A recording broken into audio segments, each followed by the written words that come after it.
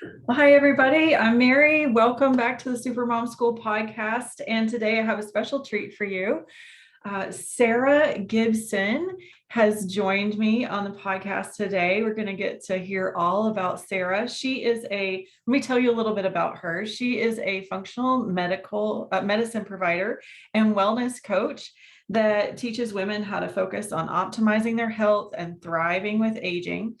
She's a busy mom with four and relates deeply to the daily stresses of momming and working, and loves providing support to other women in the same boat. So welcome, Sarah, to the Thank podcast. I'm so glad you, to have you. Mary. Thank you so much for having me. I'm so excited to be here. So looking forward to the episode. Yeah, so I was really excited to hear about functional medicine and wellness. I know that that is your passion. Tell me a little bit, first of all, how did you get into that? What what brought you in that direction? Yeah. So, I mean, I've been practicing medicine for over 20 years and I had done high stress fields. I had done like orthopedic surgery, trauma, acute care, emergency medicine. And I really, in my younger years, focused so much on being everything to my patients and adrenaline medicine. And in that time, married, had four kids in 4 years, and just really started to feel over the age of 35 that like I was doing everything that I had always been doing, but that my body was changing, my, energy levels were changing, my weight was changing, and I was just super confused and frustrated. So I actually did a deep dive myself because I had gone to my functional, like just my general practice provider, and he had done blood work and said, oh, everything's fine, no worries. But I didn't feel good. Like I didn't feel like myself.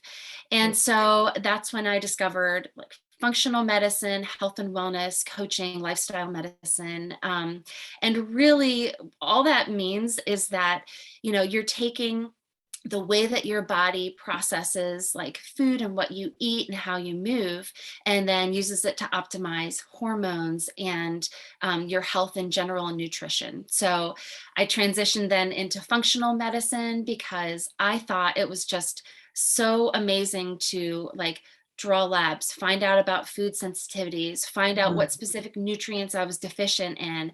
And it was something as simple as just changing some of the foods that I ate and adding a few supplements like vitamins into my diet.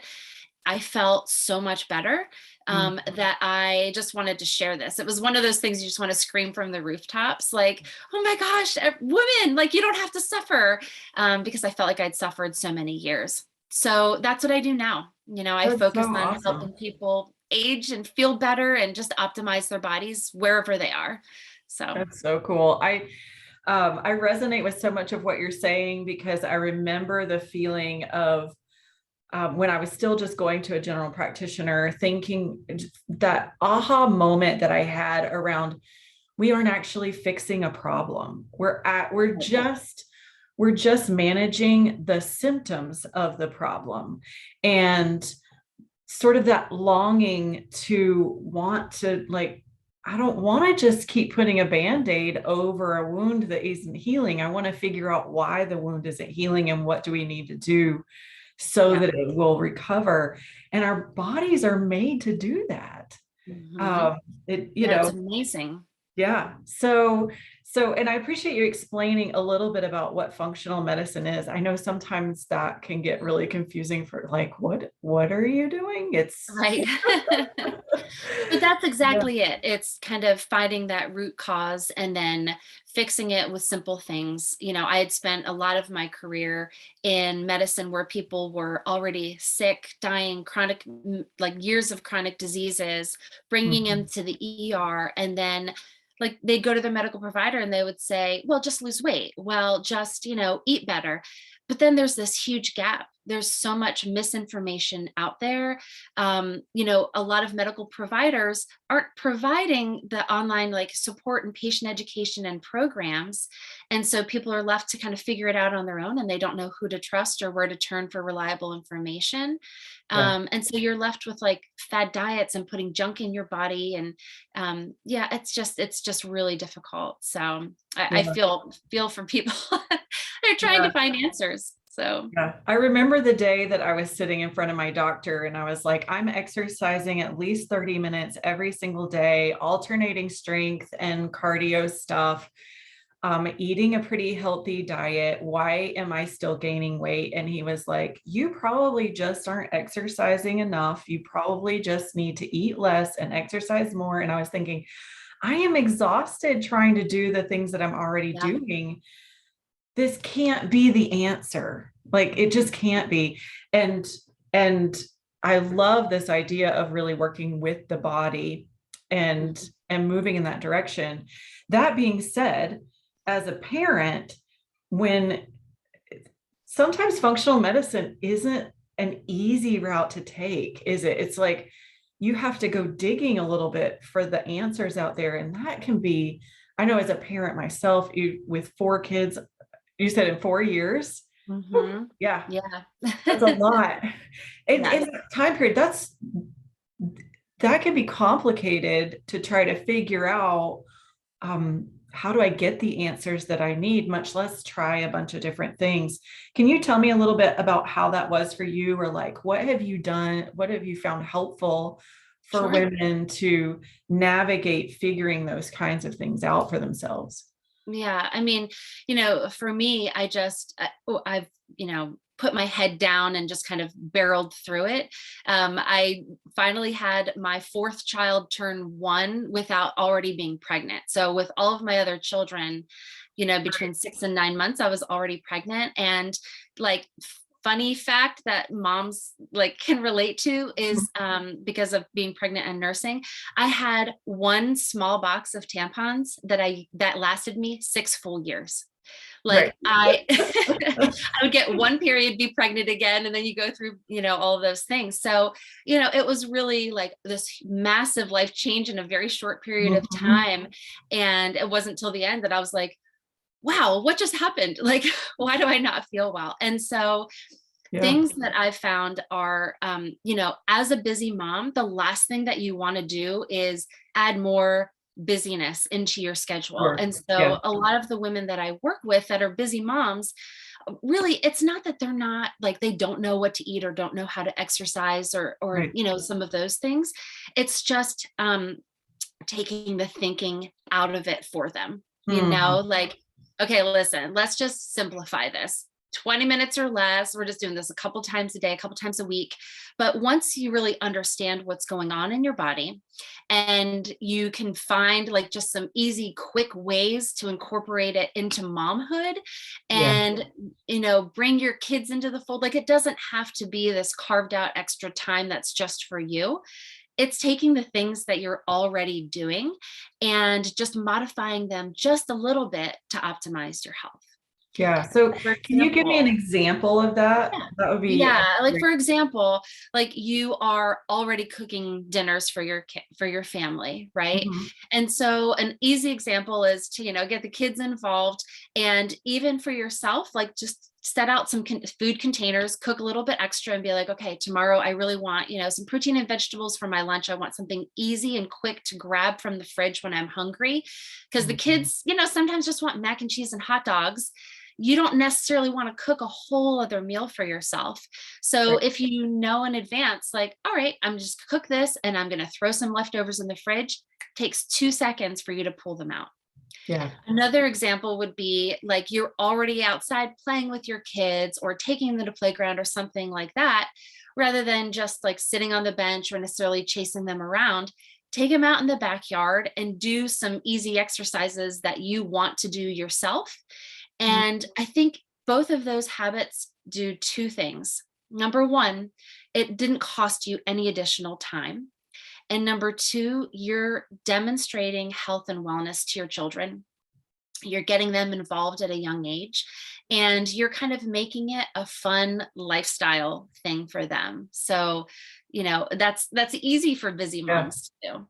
Yeah. Those are great examples. And I love what you said about, different things work for different people, but I think it's so cool that you can just start with simple things, right? And I love your idea of taking them outside. I remember working with my kids, trying to exercise with them around, and but in the living room, right, with like a little exercise video or whatever. And there were so many kids trying to participate that I couldn't actually physically do the exercises because they were all in the way. Like, it's so Yes. funny the things we don't think of. It never occurred to me to take them outside and do it. Like, Yeah. what if? And it's just, I think that's so fascinating to me, just as a coach, and I'm sure you know this too, how much our beliefs really impact, and our thoughts around what is possible impact our Absolutely. ability to even think of the things that would be Absolutely. helpful. And I look back now and I think, oh, actually, I was probably just really looking for a reason why I couldn't do it because it was hard, or it was, rather than getting creative and saying, what else is possible here? Mhm. Well, and sometimes as a mom, you're just mentally fatigued. I mean, Yeah. you're doing all of the things all of the time. You're responsible for everybody else and helping them solve all of their problems. That at the end of the day, the last thing that you want to do is like solve more problems or think Yeah. of more things, Right. And My so future is all thought out. yeah, like my Yeah. thinking's just drained. And Yeah. so, it's helpful to have like a community group or like accountability partner or people just to bounce things off of, which is, one of the reasons I think coaching is so beneficial, because it's not that coaches are necessarily telling you new things, Mhm. but we're just like extracting the way that you're viewing something or just asking the questions or, helping in a brainstorming session so Yeah. that health and wellness in particular and momhood don't have to be these huge mountains and obstacles. And I think one thing that a lot of moms, and I'm including myself in this, a lot of us moms do is just put ourselves on hold because Mm. we're so busy with the kids. And then at the end, like you're 10, 15, 20 years older and you're like, wow, what happened? Like Right. I haven't taken care of myself at Yeah. all. And then that's the time then when you're starting to have like chronic diseases or struggle with symptoms like low energy and brain fog. Um, and so even you think, okay, these dumb little, I'm just going out for 10 minutes and exercising with my kids. But if you do that every day or 3 times a week, you've done something, Yeah. and it makes it easier then to do a little bit more. And, you don't feel like you've just let yourself go. So Yeah. Yeah. I think that's such a great advice of like doing something counts. yeah. Even the smallest little thing, the fact that you got ready to go on the walk and you got out the door to start on the walk, and then you had to turn around because whatever thing happened with the kids, it still counts. It's like Yep, you're building that habit, right? Of, no, I'm a absolutely. person that goes on a walk every day or whatever. Those simple starts and beginnings are so, so valuable, not to be taken for Yeah. granted. Yeah. And honestly, I had a client that I worked with that, she was in her younger years, like very active, went to the gym frequently, and hadn't been able to exercise for one reason or another for many years. And she and her husband had purchased a Peloton bike because they were like, all right, we're going to invest the money. And if we spend the money, we're going to make sure that we use it. And by the time she started working with me, it had been a year that it had sat in their house collecting Mhm. clothing, like nobody had used it. Wow. And we worked together, and literally it took 3 weeks. Her one goal was to just go in and sit on the Peloton, just not even like less than 30 Right. seconds, just sit on it and get off of it. And she had such a mental block and was just like, that's not helping, that's not working out. And it took 3 full weeks of me meeting with her every single week just for her to just sit on it. Yeah. And then you're able to build, like once you have that foundation and you've kind of put some of those blocks and expectations off to the side, the next was like, okay, just sit on it twice or pedal slowly for 1 minute. And we're using the mantra, I can do anything for 1 minute, Mm. and you're just, what you're doing is carving out that time and getting over those mental blocks. Yeah. And by the end of the 3 months that we'd worked together for this specific goal, she was on her Peloton 45 minutes, 3 times a week, and then Right. also going to a boot camp exercise class with her friends at the end. And it was so amazing just to see that transition from not even wanting to sit on the Peloton to developing a regular routine, I so. love that story. And it paints such a picture of how, as you said at the beginning, it's not a lack of knowledge that Right. people aren't doing the thing that they need to do. It's not a lack of knowledge that moms aren't taking good care of themselves or whatever. Often there's these little blocks that we don't even realize. Of course the woman knew how to sit on the bike. There was no, Right. it's so obvious, but then we don't do it, and figuring out what those things are that get in the way is so valuable. Yeah. And That's we're hard on ourselves, as moms, you think you have to do everything perfectly and load your schedule. And, it's just part of self-care and taking care of yourself as a mom is being kind to yourself yes. and giving yourself credit for those little things and realizing that life looks differently. So like even just sitting on the bike, even just walking outside, you know, just a little something is a huge win. Yeah. I love it. Yeah. It takes it from feeling a lot of shame, or you can end up feeling a lot of shame, to I'm doing something about this. I'm taking some sort of action. And it doesn't have to be a big thing. You're right. And it can shift everything. It's true. Yeah. Yeah. So I want to shift gears and talk a little bit more about, because you were talking about how you can do things with your kids. And I know for a lot of moms, that is a challenging side of things. Like, how do I get them involved? What other tips or ideas do you have around how to incorporate them or entertain them while, Sure. like how do you navigate that process of Sure. taking care of yourself while you've got lots of little people? Yeah. So, some of the simple things to do, like part of what my business is, Mhm. I really love to focus on the foundations and the habits, but allowing women to do what works in their schedule. So, right now, one of my popular products is a 7-day Jumpstart, and it's a done for you, like meal plan, kind of eating in a way that increases energy and boosts metabolism, a Mhm. movement guide that shows you different exercises or things that you can do, just movements that you can do at home without any equipment and do from your living room. And then habit hacks, which are like 4 pillars of building a habit that's going to work for you, with like some tips on that. And then I have like trackers that I include so people can really tailor it to their own, their own schedules. That's So cool. one thing is for, when you have children, there are very simple, and what I've put together for the listeners Yeah. today is, it's just 16 simple, like I call it like a movement guide, just Okay. 16 simple exercises that you can choose from. And it includes like upper body, lower body, core, and then just function and balance. Takes less than 10 minutes to do. And then I have like a little demo video showing how you do that. But it's just simple things like, you can line all of your kids up in the living room, be like, okay, let's see who can do a plank for the longest. There you go, Okay. or okay, now we're going to do, just some squats, or let's see who can get up from the floor the fastest and make like a little game out of it. And so they're just, easy, simple things that you can do in your living room, without anything special. And Yeah. of course, like as a mom, you know that you have other things that you can do separate from your children, like to keep them occupied. Throw them at the table with some finger paints.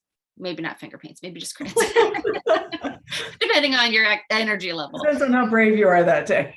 Yeah, but just anything just to snag 5 minutes, or like you're sitting there cooking, they're doing something else, and you're doing squats while you're waiting for the chicken to like cook. Yeah. Yeah. So I think that's a great idea.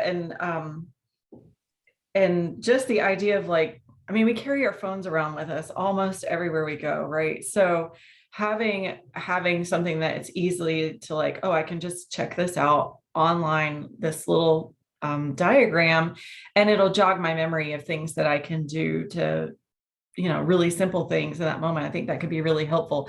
I do remember when my kids were younger and I was trying to keep up my health and fitness, and looking for creative ways, I would I would drop down and do several push-ups while I was cooking things at the stove. I'd like stir and then drop down and do a couple push-ups and then stand back up and do Yeah.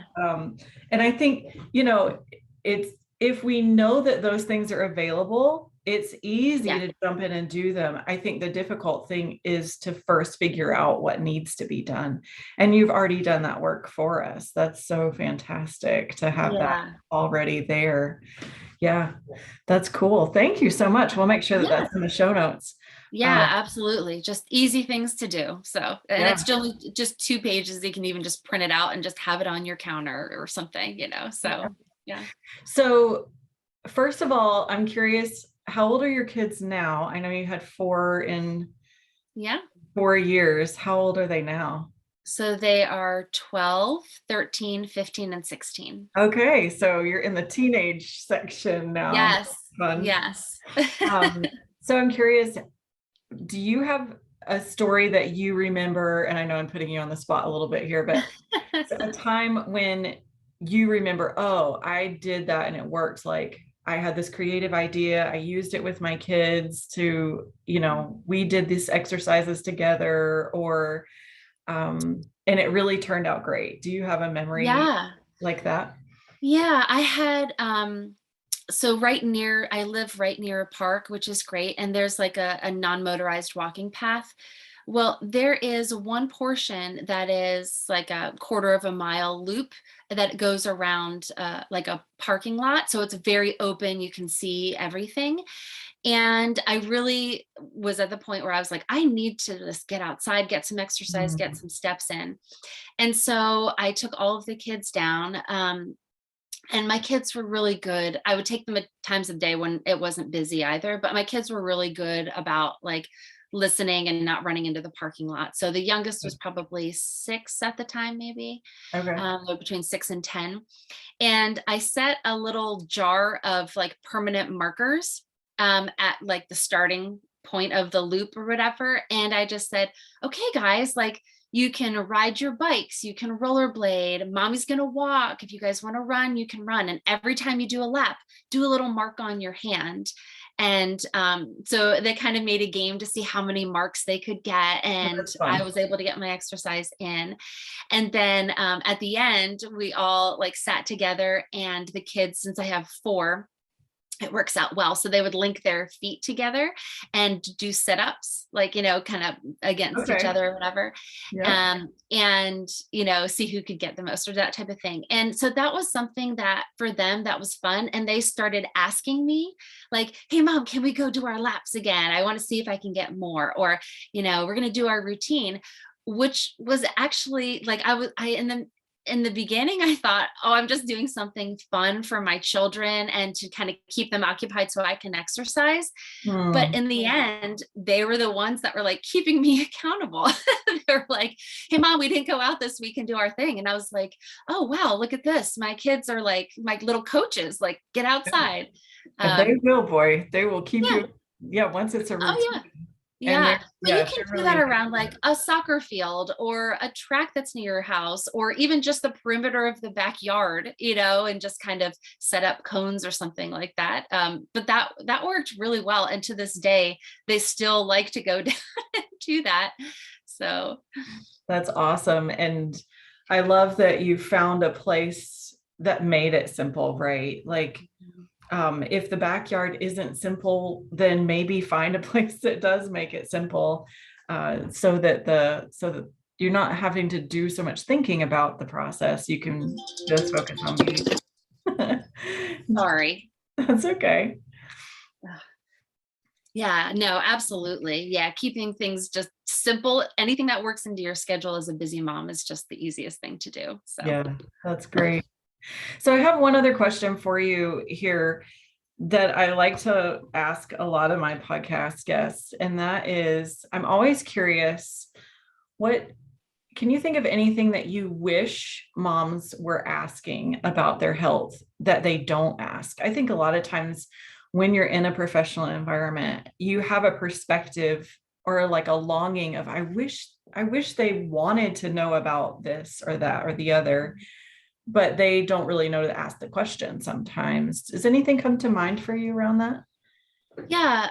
When I think about that, I think a lot of times there's kind of maybe two things. The Okay. first is that women think that, I'm already busy, I'm already running around, so I don't need to do anything extra because I'm already, a busy mom running around. But also, how I wish they were asking a little bit more about how that, um, what that demonstrates to your children, because Mm, I think we all know as moms and as parents that, um, our kids are like mimic a lot of the things that we do, not only absolutely. right now, but they mimic it later on, with their own interactions, their own families, their own children. And so I think, as busy moms, a lot of times we're just trying to get through the day. And I don't know what kind of a message that's necessarily sending to the kids. And so I wish they were asking a little bit more, often, okay, what did I do to take care of myself today? And what did I Mhm. do to demonstrate that like health and wellness and self-care to my children that they're going to be able to carry with them? That's such a great insight. It's so perfect. I remember somebody asking me one time on a coach, I was being coached in a coaching session, and my coach was talking about my busy schedule and how much I had going on. And she said, I want you to picture like this is your daughter that has Mm, this going on. How would you feel and what would you say to her if she were choosing the same level of commitments and things like that? What would you tell her? And I just burst into tears because I realized how much I was choosing a way of life that was unnecessarily hard, overcommitted, just wearing me out. And that if it were her, I would be over there just like with all kinds of mercy and grace saying, you do not have to play this game of be everything to everybody and go have all these commitments. And it's okay to slow down. It's okay to say no. It's okay to take some time to take care of yourself, right? And things like that. absolutely. That turning the tables on it and realizing it that like, oh, I would never tell my daughter that this was a great idea. Mhm. And yet that's Yeah, what I was doing every day. yeah, And because we're you're right. harder on ourselves, They model it. Yeah. Mm-hmm. Yeah. Mm-hmm. That's Yeah. good. Yeah. So you mentioned a couple of things. Did you hit both of them or you were talking about I think I hit both of them, but we kind of just wrapped it into one. okay. Yeah. Yeah. That's fine. Cool. All right. So I know you mentioned that you have this 7-day Jumpstart program Mhm. on your is that on your website? Yeah, on my Tell us a little bit website, about where we I can have find you. sure. Yeah. And the website is sarahgibsoncoaching.com, and Sarah is spelled with an H. So, Clarification. um, and on there, like I have a bunch of resources. I have a blog. And if you go to the shop, that I have stuff in my shop. So I have it divided into like metabolism, habits, and recipes. And in each section, you can find a freebie. You can find like a lesser expensive product that has like a do-it-yourself collection. And then my big program is the 28-day Outsmart Your Metabolism program, which just takes you through week by week. It's just 28 days. And I love teaching the why so that people can kind of tailor things to their own lifestyle and schedule. So I go through like, way to eat and meal plan and patterns that will increase energy, and then the movement guide and simple things that you can do to boost metabolism and kind of get the maximum out of even a short amount of time to exercise. And then habit hacks that will sustain you. Because we all know that like if you're already feeling healthy and strong and you get sick, your recovery time is less. You know, you Right. have to have surgery, it's okay.